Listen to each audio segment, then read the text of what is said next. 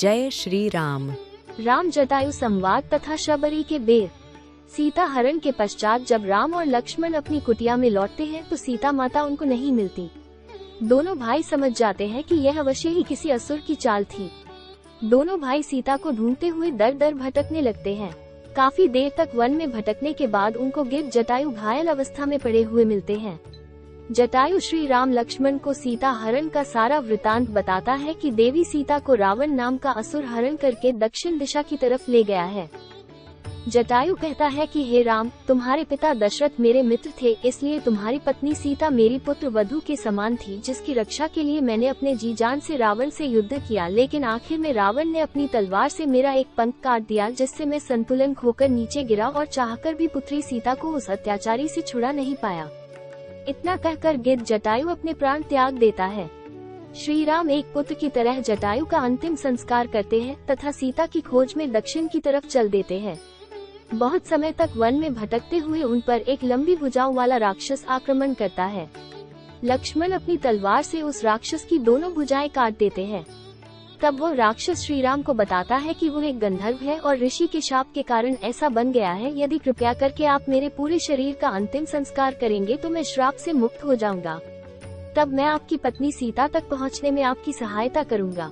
तब श्री राम लक्ष्मण से लकड़ियां एकत्रित करने के लिए कहते हैं और उस विशाल राक्षस का पूरे शरीर के साथ अंतिम संस्कार करते हैं।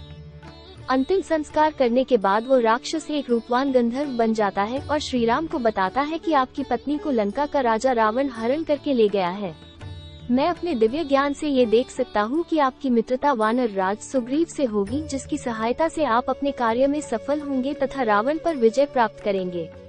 सुग्रीव से मिलने के लिए आप पहले माता शबरी से मिलेंगे, जो कि परम तपस्विनी है और महर्षि मतंग मुनि की शिष्या है। वो आपकी भक्ति कर रही है, इसलिए आप अभी पंपा सरोवर के पास स्थित मतंग मुनि के आश्रम में जाइए, जहाँ पर आपको माता शबरी मिलेंगी। उसके बाद श्री राम और लक्ष्मण पंपा सरोवर की तरफ चल देते हैं, जहाँ पर उन्हें एक वृद्ध भीलनी मिलती है, जो कि रास्ते पर फूल बिछा रही होती है। वो वृद्ध भीलनी परम तपस्विनी माता शबरी थी, जो कि अपने भगवान श्री राम के आने के लिए कुटिया के रास्ते पर हर दिन फूल बिछाती थी, ताकि जब श्री राम आए तो उनके पैर में कोई कांटा ना लगे।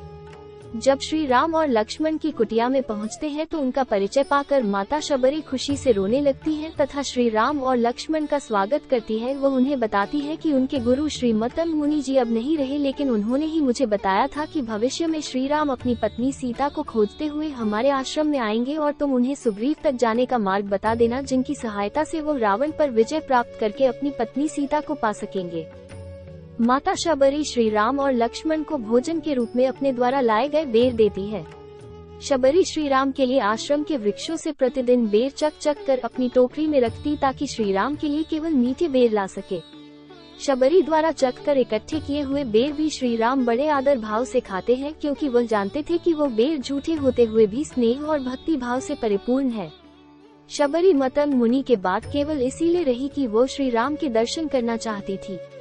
अतः श्री राम से मिलने के पश्चात शबरी उनको बताती है कि पंपा सरोवर के दक्षिण तट की तरफ ऋषि मुख पर्वत है, जिसके शिखर पर वानर राज सुग्रीव अपने 4 मंत्रियों के साथ वास करते हैं और वहीं पर आपको अपने परम भक्त हनुमान से भी भेंट होगी। उसके पश्चात शबरी शरीर अपने परमधाम को चली जाती है।